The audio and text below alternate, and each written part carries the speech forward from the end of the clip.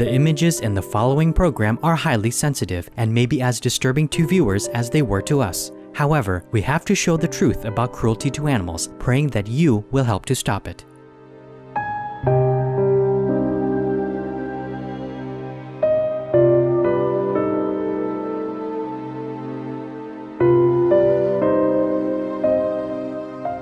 This is Stop Animal Cruelty on Supreme Master Television. Today we present the first in a two-part series about the vicious murdering of whales for meat. Although commercial whaling has been banned worldwide since 1986 by the International Whaling Committee, a global body that regulates whaling, 3 member states, Iceland, Norway and Japan, exploit loopholes in the ban and continue the bloody hunt year after year. Fortunately, there are several international non-governmental organisations working tirelessly to stop these killings. One of the most well-known groups is the Sea Shepherd Conservation Society, founded by Captain Paul Watson. Can you tell that whales feel pain or agony, or they have prolonged pain from the killing? I've been involved with opposing whaling operations for 40 years, and certainly the whales that we have seen that have been killed are in extreme agony. These are very highly intelligent, sensitive creatures, and there's certainly no doubt about it. We've heard them scream. It's probably one of the cruelest slaughters of any wildlife species on the planet, because it takes so long to kill a whale. And do you have a memorable experience with saving whales or encounters with whales? I certainly had a lot of encounters with whales over the years, and I've come to the conclusion that these are very, very highly intelligent animals, and really I equate the killing of a whale or a dolphin with murder. Have you had friendly experiences with whales? I've had a lot of experiences with whales in the water with orcas, humpbacks, fin whales, sperm whales. Over the years, one sperm whale in 1975 could have killed me. It was mortally wounded, and I could see recognition in his eyes that we were trying to help him, and he spared my life. So I'm personally indebted to that whale for the fact that I'm still alive. In early 2011, the Sea Shepherd Conservation Society made history. Their boats had been following Japan's main whaling ship, the Nishin Maru, for weeks in the icy seas of Antarctica, and blocking the ship's stern loading ramp to prevent harpoon whales from being placed inside the vessel. Finally, in mid-February 2011, Japan announced it would suspend whaling for the rest of the year.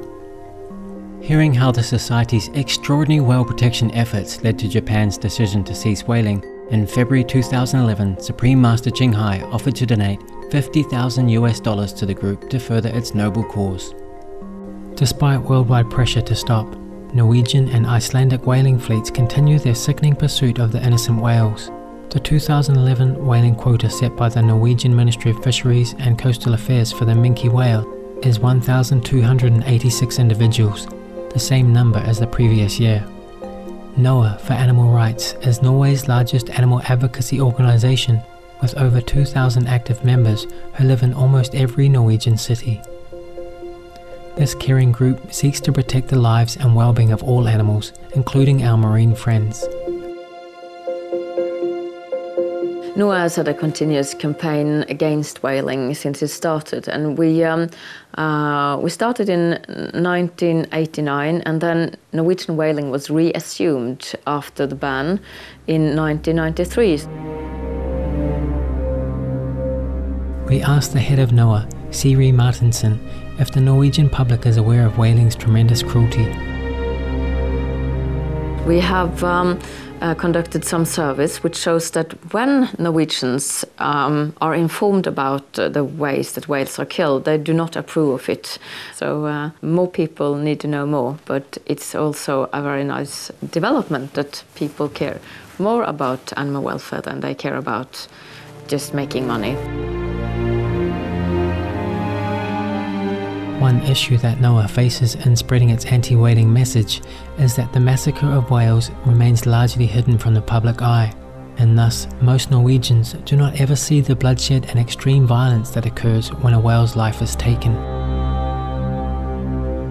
The whales are slaughtered in sea, and that is quite difficult to be able to watch.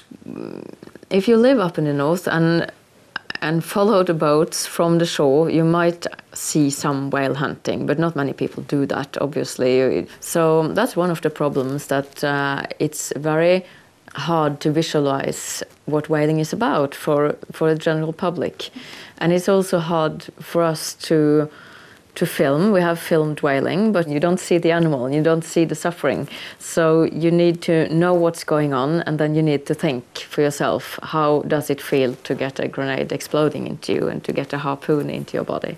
So that's the problem, that you don't really see what's happening. It's quite embarrassing that Norway is the only country in the world who does two things that quite a lot of people around the world disapprove of when it comes to animal welfare, both sealing and whaling. And they're both tiny industries that no one really wants the products from. It's not a lot of people who eat it, and there's no export, and well, there's little export. So it's just not necessary, and it's very disapproved of, and it's quite painful for the animals.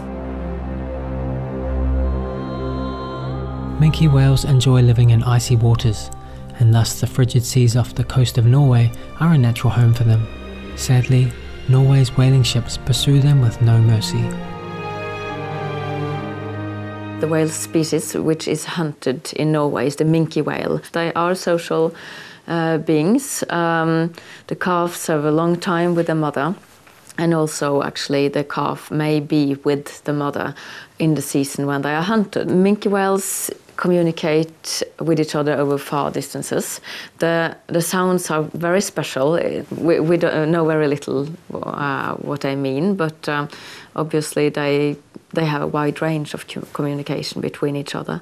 And there's one particular population of minke whales in Australia which have been studied quite a lot, because they live in close proximity with humans. There are a lot of researchers and photographers who have studied them, and the whales actually come to humans and study them as well. So it's a mutual relationship of exploration, and they're very peaceful towards humans, and which all whale species that have been studied actually prove to be. NOAA and two other organizations have cooperated with one of the photographers who studied these whales in Australia, and he took pictures of them, very close pictures of the eye and expression on the face and so on, and we blew these up to natural size and had an exhibition which toured Norway with these pictures, and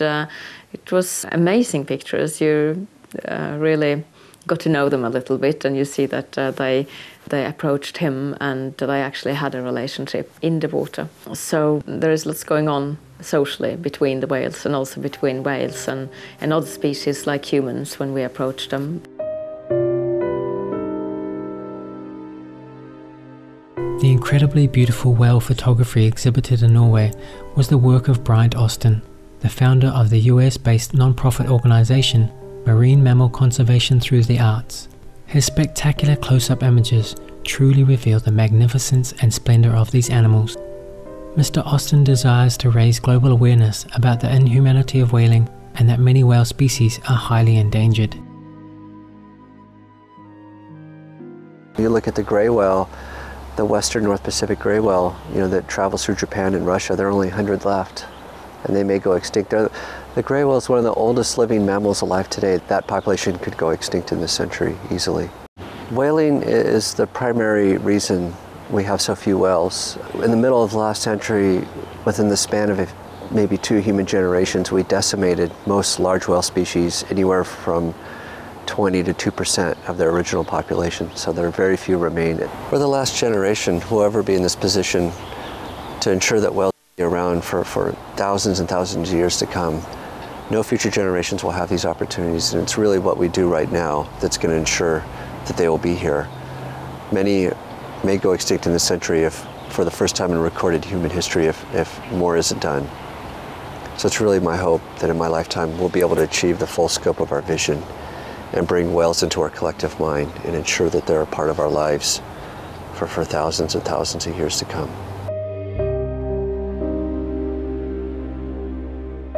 What can we do to help prevent the ocean waters from turning blood red because of whale slaughtering?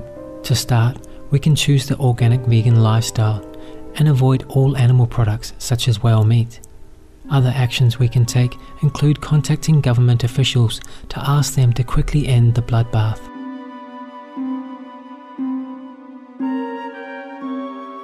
It's good with letters to politicians, with signature campaigns. Just keep on. It might stop sooner than we think.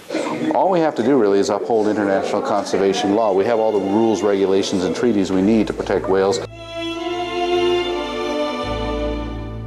Supreme Master Ching Hai has often spoken about the urgent need to stop the killing of animals, including the noble marine beings who are here to help keep Earth in balance as well as bless humanity. Actually, there is also very strong motivation for people to be vegan when they see the animal cruelty that occurs with their own eyes. Or if they go on the massacring fishing boat or the bloody whaling boat to witness it for themselves, I wonder how anybody could ever do this for a living. But of course, they have been cheated into doing that. We have all been cheated into doing the things that we should have never done, should have never even imagined, because our hearts are originally full of compassion and love, but we just ignore our feeling. If you ever wonder if hell exists, just go into those massacre house or the boat that kills the whales and go to the seals massacring areas. Go there to find hell. Then you believe that hell will exist.